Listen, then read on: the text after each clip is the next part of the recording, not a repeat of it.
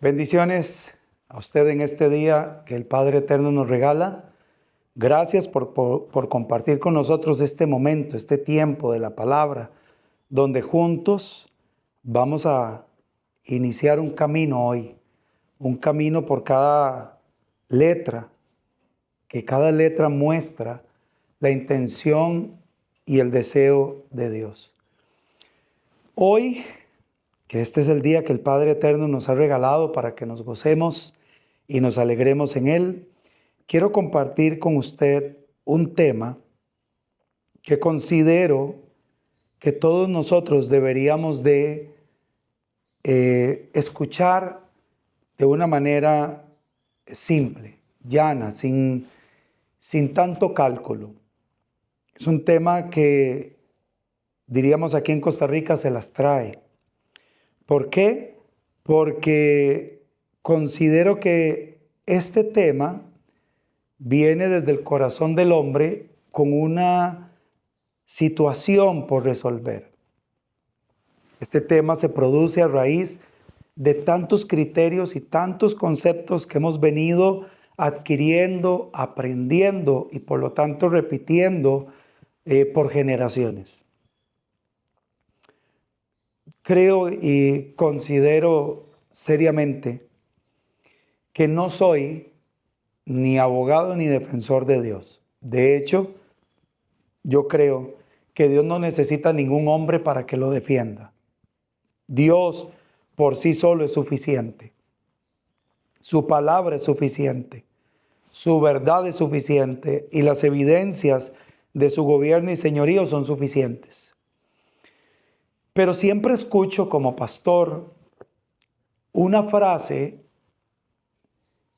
de diferentes formas, con diferentes aristas, pero todas con la misma finalidad o con el mismo sentimiento o con la misma sensación. Y es,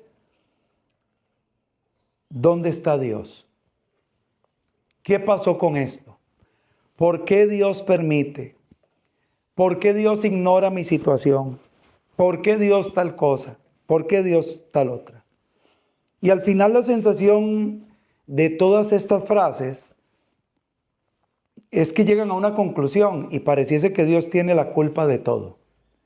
Que Dios es el gran culpable de todas las desgracias del mundo entero, que Dios es el gran culpable de todas las desgracias en los matrimonios, de todas las desgracias en los hijos, de todas las desgracias de todo.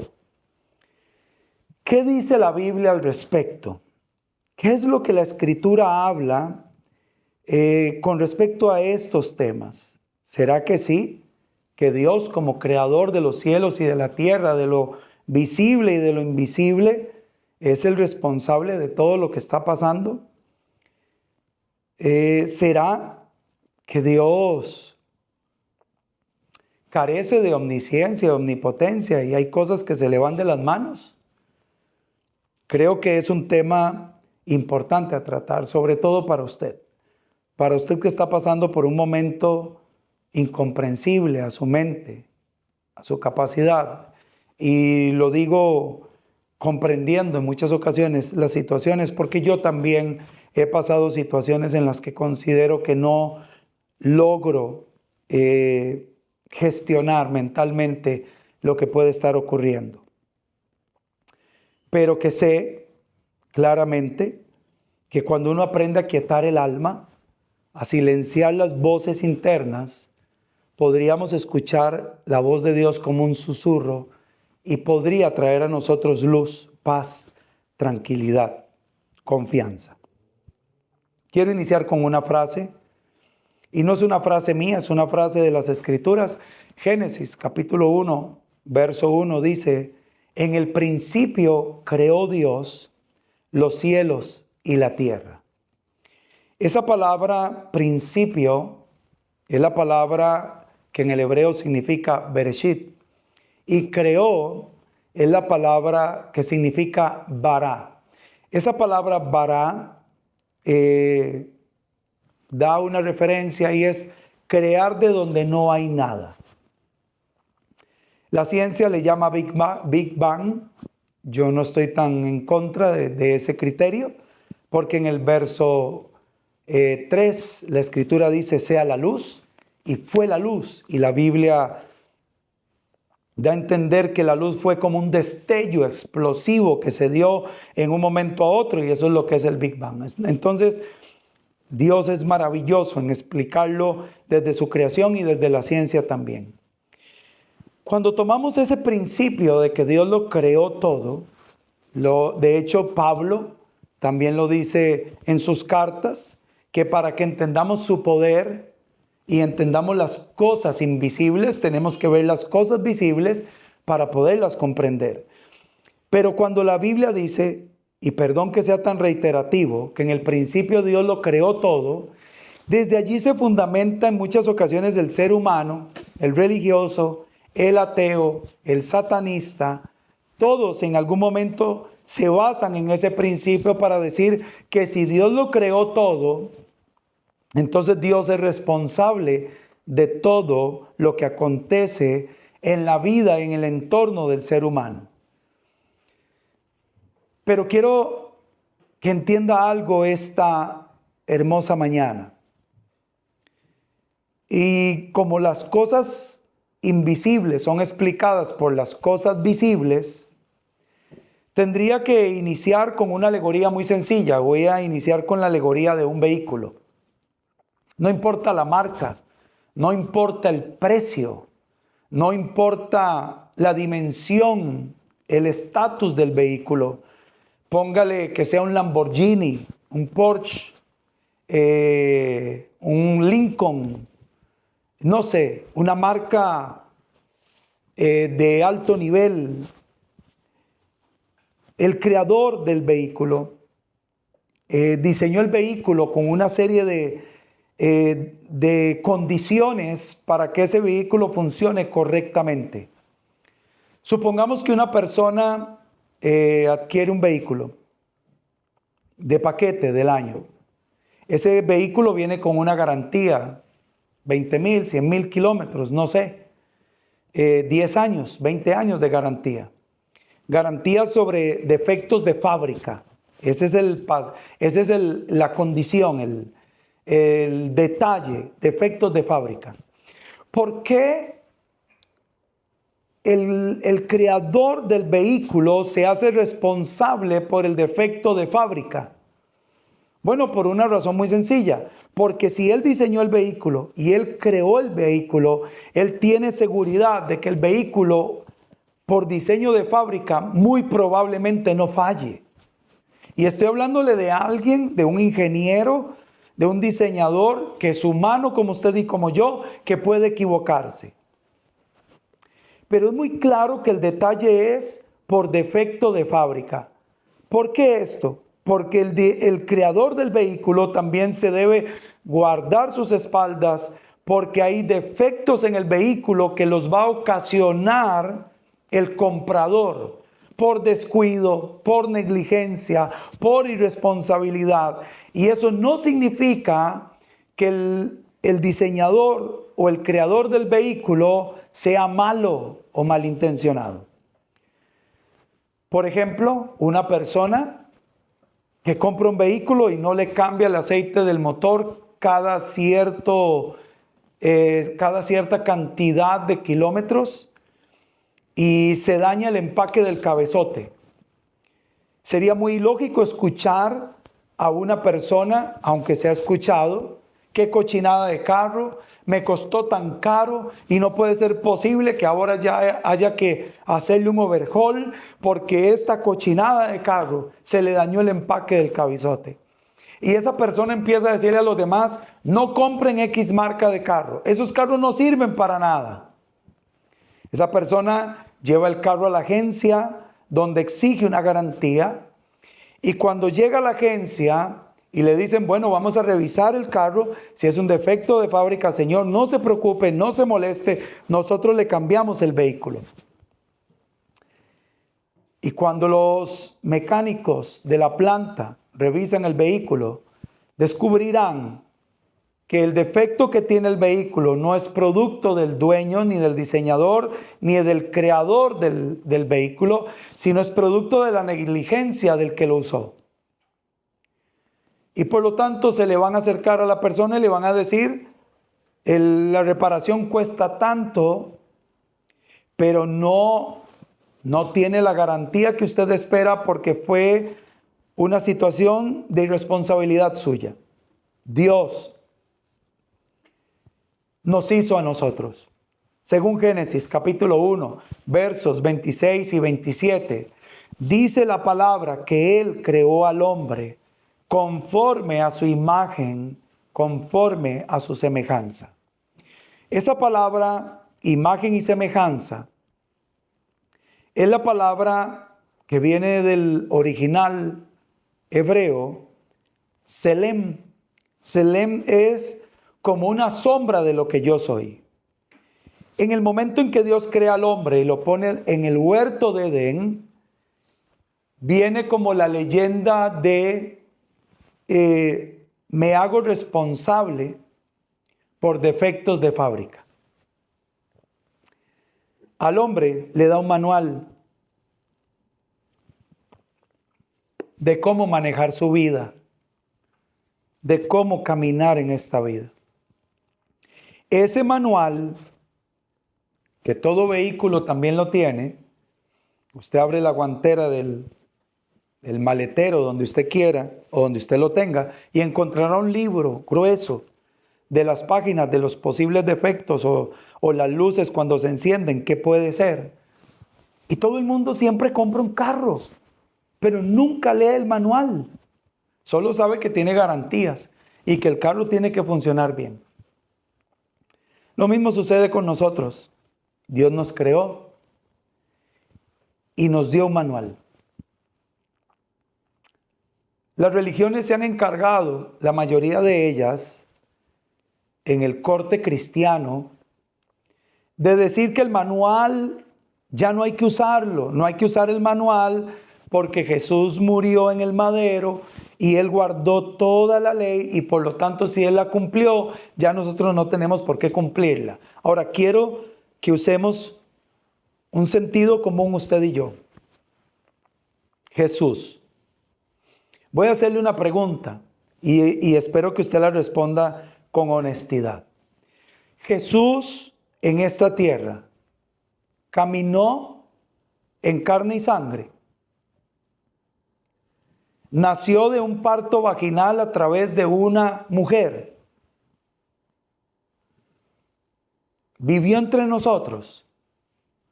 Porque dentro del periodo de los apóstoles aparecieron los gnósticos. Y los gnósticos decían que Jesús era un espíritu que se metió en el cuerpo de X persona, pero que él no tenía, el cuerpo de esa persona no tenía influencia sobre él como espíritu, y que en el momento en que murió en el madero, él se salió, el espíritu, él, Jesús, de ese cuerpo prestado, y él era solamente divino. Y el apóstol Juan dice que todo aquel que crea que Jesús no vino en carne y sangre, tiene el espíritu del anticristo. Entonces le pregunto, ¿usted está de acuerdo conmigo de que Jesús vino en carne y sangre, que habitó entre nosotros, que murió, que fue sepultado y que al tercer día resucitó? Y que se apareció a más de 500 hermanos, como lo registra la carta de Corintios, y que estuvo entre nosotros después de resucitado como 49 días, y después ascendió al cielo para que el Espíritu del Padre habitara en medio de su pueblo. Si usted está de acuerdo conmigo, quiero hacerle una pregunta.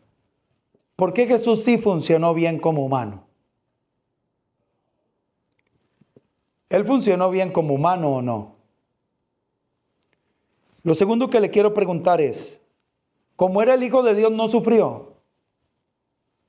¿No vivió situaciones incómodas? ¿No levantaron contra él falso testimonio? ¿No fue atacado? En ocasiones no trataron de tirarlo por un despeñadero. En otras ocasiones trataron de apedrearlo. Decían que él era hijo de Belcebú, el príncipe de los demonios, o el príncipe de las moscas, dice la tradición. Que lo trataron de santero y de mago. No pasó de dificultades. Dice la Escritura que después de 40 días de ayunar tuvo hambre, tuvo sed. Él no vivió temores. ¿Acaso no dice la Escritura que él vivió una depresión tan grande que los vasos capilares que tiene en su frente se reventaron y sudaba como grandes gotas de sangre? Al punto en que en el Getsemaní clamó diciendo: Padre, si es posible, pasa de mí esta copa. Pero a pesar de todo eso, como ser humano no funcionó bien. ¿Cuál fue el secreto? ¿Cuál fue la clave? ¿Que tenía divinidad? Sí, tenía divinidad. De hecho, el apóstol Pedro, en Hechos capítulo 10, dice que todas las señales que él hizo y todos los milagros que ejecutó fueron posibles porque el Espíritu de Dios estaba en él. Él mismo en Juan capítulo 17, orando al Padre, dice: yo les he dado a ellos vida eterna porque tú me diste esa autoridad. Jesús necesitó ser lleno del Espíritu de Dios para poder ejercer el ministerio de la salvación que estaba sobre sus hombros. Pero la clave la vamos a ver casi al final. Porque Dios en el huerto le da a Adán y a Eva un manual y les dice cómo se puede funcionar bien. Y ese funcionar bien es la obediencia. Ahora, escúcheme bien.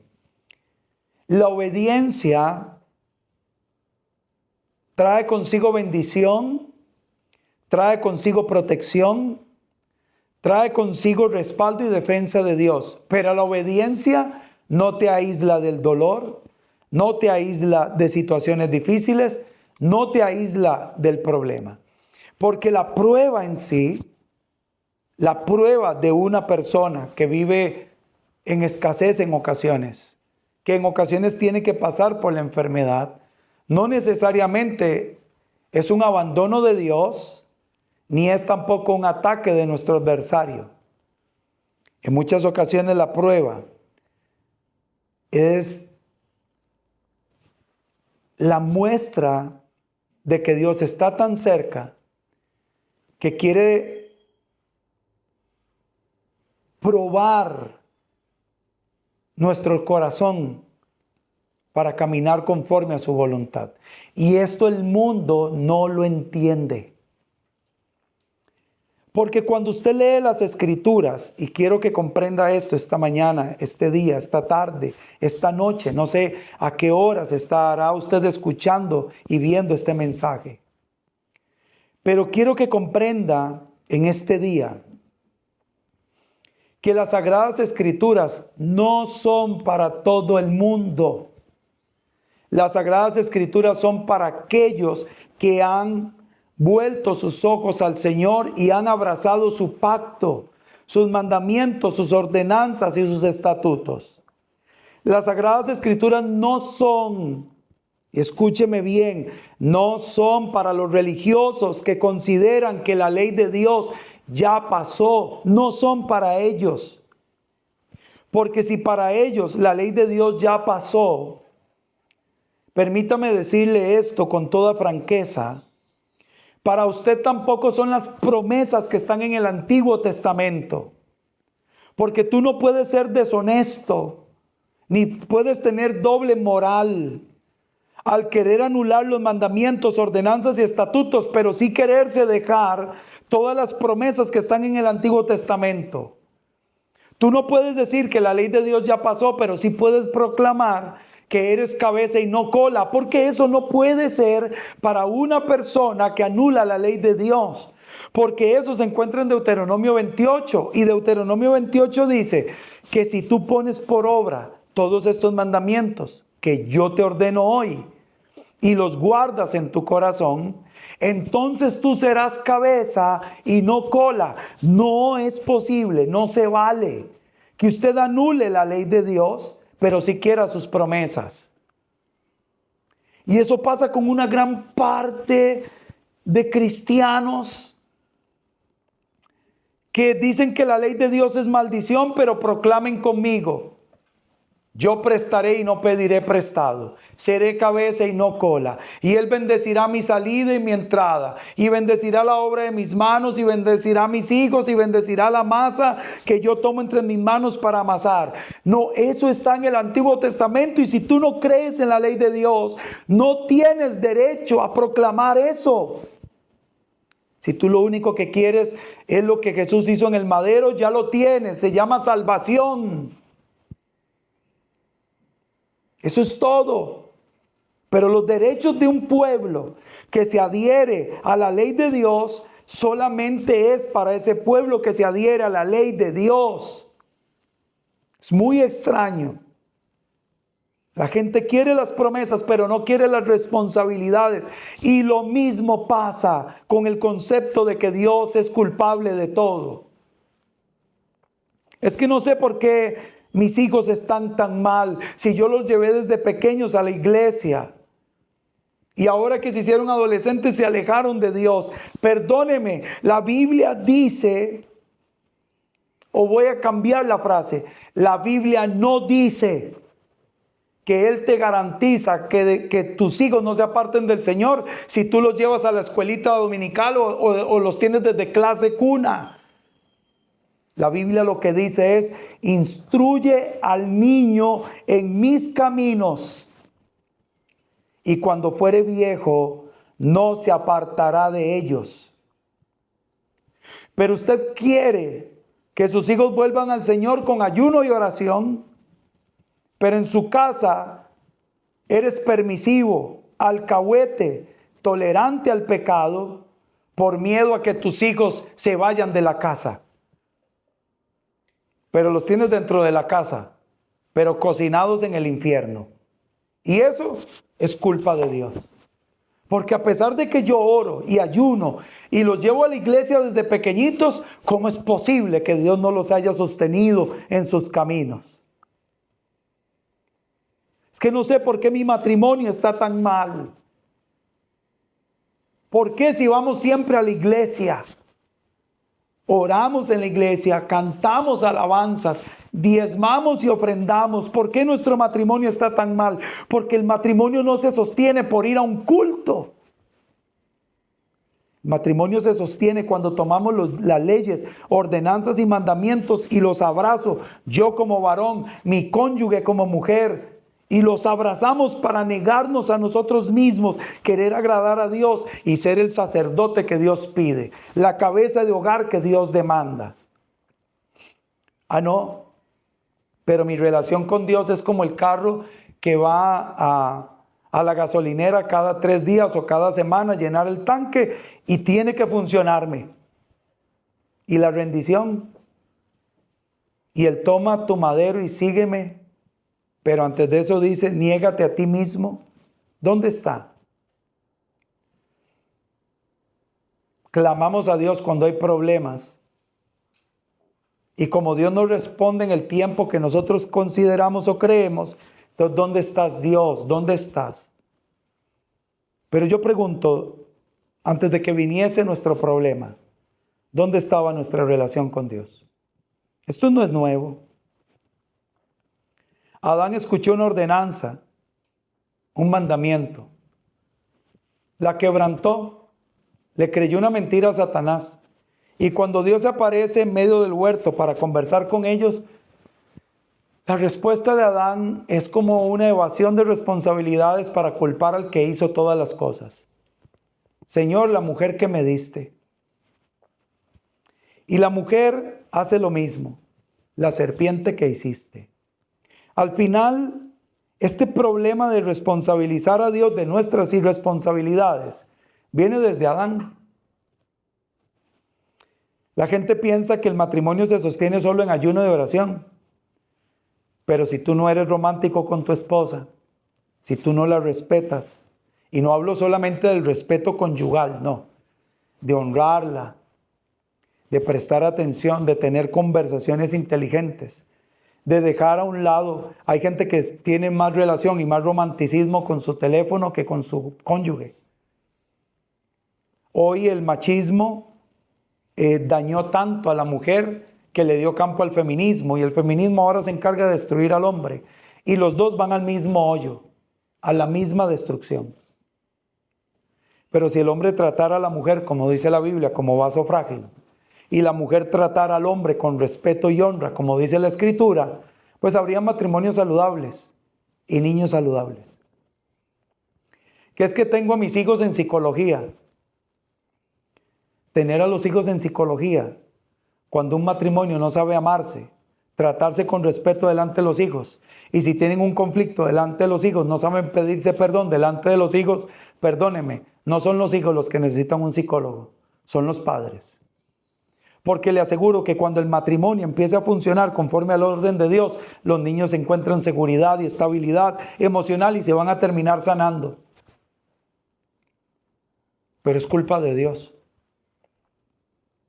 Cuando el pueblo de Israel iba a entrar a poseer la tierra prometida y tomó de Jericó lo que no tenía que tomar y cayeron derrotados en la tierra de Jai, Josué también culpó a Dios. Y le dijo: Dios, ¿cómo es posible que nos hayas entregado en las manos de sus enemigos? Pero Dios le responde a Josué, y eso usted lo puede leer en Josué capítulo 7. ¿Por qué lloras y por qué me reclamas a mí si ustedes son los que han hecho lo malo?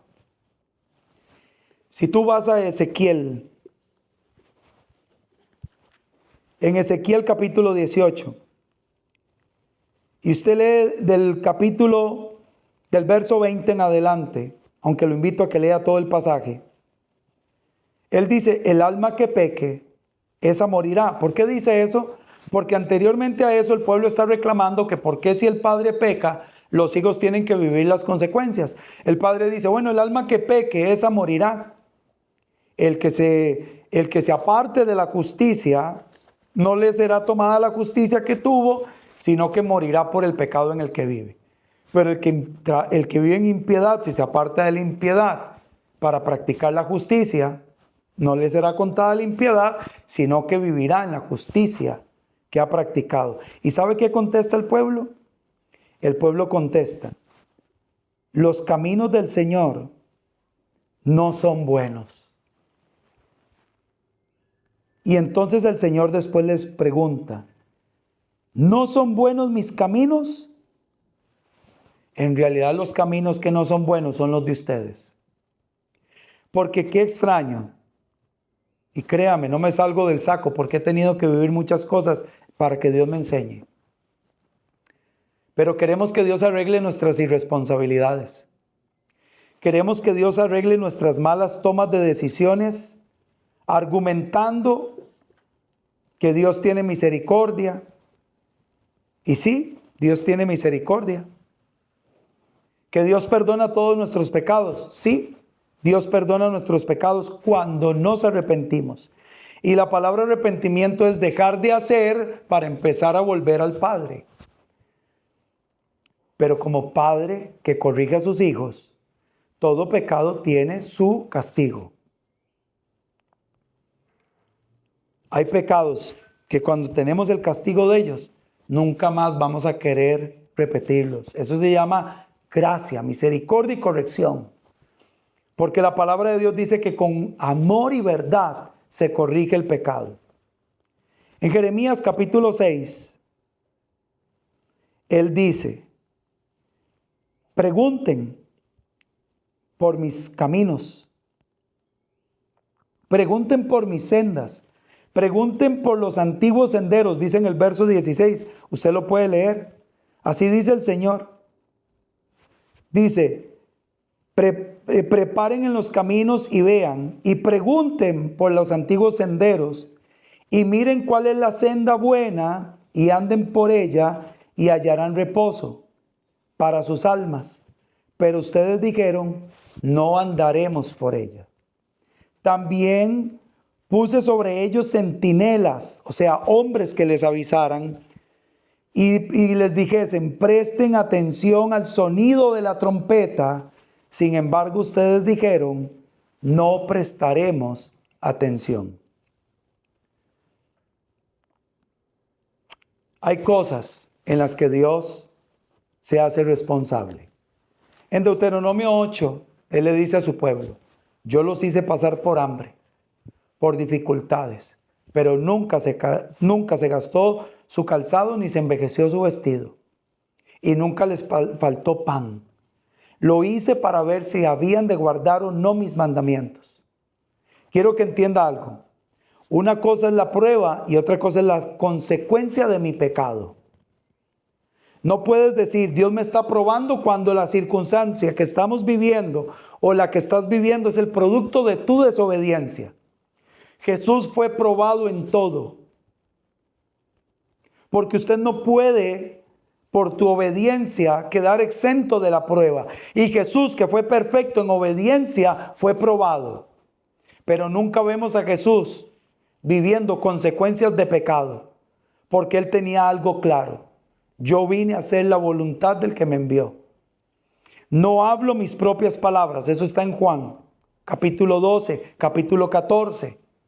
No hablo mis propias palabras, sino hablo las palabras del que me envió. No hago nada por mi propia cuenta, sino que hago lo que me envió. Si nos dedicásemos todos los días, un día a la vez, a tratar de vivir en la obediencia del Padre, nos vendrán pruebas, pero no consecuencias de malas decisiones. Es muy fácil culpar al creador del vehículo de mi responsabilidad de no cambiar el aceite. Es muy fácil culpar al creador del vehículo de mi irresponsabilidad de no darle un mantenimiento sobre las fibras de los frenos y decir después que ese carro no sirve porque los frenos fallaron. Lo mismo nos pasa a nosotros. Pasamos años sin examinar nuestra vida a la luz de las Escrituras porque nos predicaron un evangelio de pura gracia. Agarre el carro y enciéndalo porque tiene que funcionar, no importa si usted no lo revisa, no importa si usted no le cambia el aceite, no importa si usted no le pone agua al tanque para que el radiador funcione, no importa si usted no le cambia las llantas, tiene que funcionarle siempre. Pero esa no es la verdad de la vida. Como tampoco es una verdad bíblica, una gracia sin responsabilidades y sin ley de Dios. Toda gracia que no enseñe la ley de Dios se terminará convirtiendo en una desgracia sobre personas que al no comprender la responsabilidad terminarán culpando a Dios. Lo otro que quiero que entienda es: tu obediencia a las Escrituras no te libran de estar enfermo o de enfermarte. Eliseo murió de la enfermedad que tenía. Hay enfermedades sobre el mundo entero que tocarán al pueblo de Dios y algunos morirán y otros serán sanos. Bendito Dios. Pero la enfermedad no te va a quitar la eternidad. Y el problema de un evangelio moderno que se ha estado predicando es que ya nadie quiere la eternidad porque Dios me prometió casa, Dios me prometió carro, Dios me prometió dinero, Dios me prometió riquezas. Y él sabe, he escuchado gente decir esto. Él sabe que su hijo no puede venir porque las promesas que me dio no se han cumplido. Porque el ser humano cree que Dios es el empleado que está girando alrededor de ellos y que tiene que hacer todo lo que ellos digan. Ah, sí, pastor. ¿Y qué con la gente? Con los niños que han sido abusados, con las mujeres que han sido violadas, asesinadas. ¿Qué me dice con respecto a eso? ¿Por qué Dios lo permite? ¿Será que Dios lo permite? ¿O será que llevamos generaciones de padres que no se vuelven al Señor? Y la consecuencia de todo lo que está pasando es la ausencia de Dios en la vida del hombre, pero es muy fácil después culpar a Dios porque Dios no está en el hombre. Mi pregunta es: ¿será que Dios no está o será que el hombre sacó a Dios de la ecuación? ¿Cuál es la verdad? Aquí en mi país tenemos un problema. El problema que tenemos en mi país es que hoy tenemos un gobierno Y todos los problemas que hay en el país son culpa del presidente. Todos. De hecho, tenemos una asamblea legislativa de tráfico de drogas, de inseguridad en el país. Es culpa del presidente que tenemos. Pero yo le pregunto, ¿y los gobiernos anteriores? ¿Qué han hecho? Y si aquel hombre no hubiese comprado aquel producto que el ladrón se robó, ¿dónde estaría aquel ladrón? Pero como todos en ocasiones somos partícipes de la condición de una nación, pero es más fácil echarle la culpa al presidente. Lo mismo sucede con nuestras vidas. Muchas de las cosas que nos han acontecido es porque hemos sido partícipes de esas consecuencias, pero es muy fácil culpar a Dios. Mi niñez no fue fácil y yo también viví una etapa en la que pensé que Dios era el culpable, hasta que comprendí que mis padres sacaron a Dios de la ecuación. Pero ellos no sacaron a Dios de la ecuación del todo, sino que tuvieron padres que no metieron a Dios en la ecuación, sino una religión. Y mis abuelos tuvieron padres, que son mis bisabuelos, que tampoco metieron a Dios en la ecuación.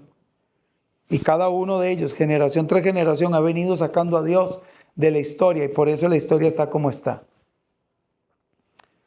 Pero no es que Dios tiene el control de todo.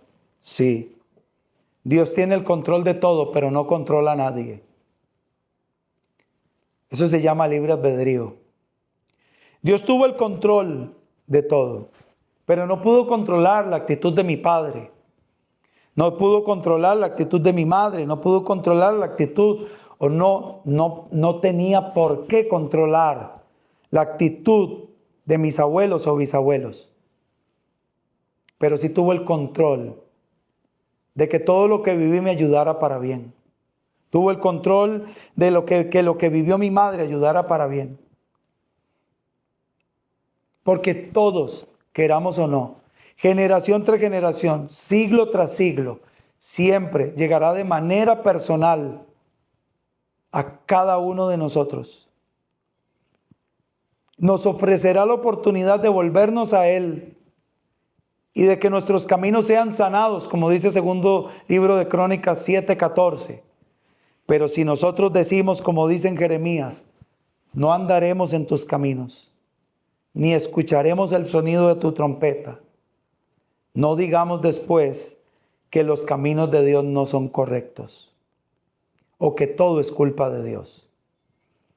Es culpa del gobierno que nuestras calles se inunden, que las alcantarillas no den abasto, pero no traemos a memoria el papel del chicle que botamos en el caño, la bolsa de las papas fritas o papas tostadas que botamos en el caño.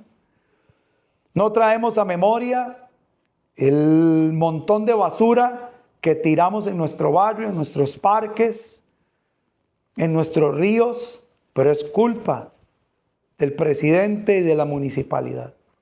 Pero cuando nosotros llevemos la basura donde es y la dispongamos hacia las entidades correctas, entonces sí responsabilicemos a los demás. Cuando les enseñemos a nuestros hijos principios de ética, de moral y de respeto a la autoridad, y cuando les enseñemos a escoger las amistades correctas, entonces sí, exijamos con toda claridad y con todo peso a los gobiernos locales y al gobierno general de la condición del país. Pero mientras no asumamos nuestra responsabilidad, dejemos de andar buscando culpables y asumamos las nuestras. Pero bueno, al final, todo seguro es culpa de Dios. Porque a como está esta sociedad, usted siempre tendrá la razón y quien está equivocado siempre será Dios. Porque esta sociedad dice que este libro pasó de moda, que es muy antiguo, pero qué raro, que cada vez que lo abro, veo una inteligencia tan elevada de cómo cuidar al cónyuge, de cómo cuidar los hijos, de cómo cuidar la sociedad, de cómo sujetarse al gobierno, para que todo camine en orden, para que todo funcione bien. Pero reitero, quizás aquí el que tenga la razón es usted y el que esté equivocado es Dios. Porque al fin y al cabo, el cliente es el que manda. ¿Manda sobre qué? Que el Señor le continúe bendiciendo.